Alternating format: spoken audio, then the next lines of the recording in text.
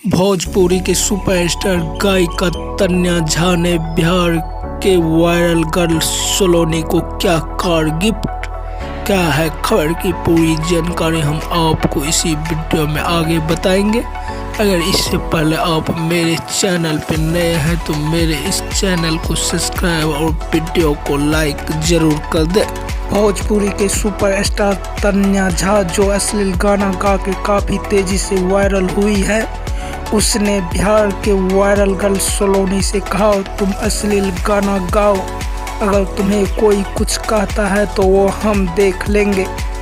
तो उस पर वायरल गर्ल सलोनी ने बोली आप मेरे लिए भगवान है दीदी, अगर आप नहीं होते तो मैं सोशल मीडिया पर इतना तेज़ी से वायरल नहीं होती। इसी बात पर खुश होकर भोजपुरी के सुपरस्टार गायिका तन्या झा ने बिहार के वायरल गर्ल सलोनी को कार गिफ्ट कर दिया।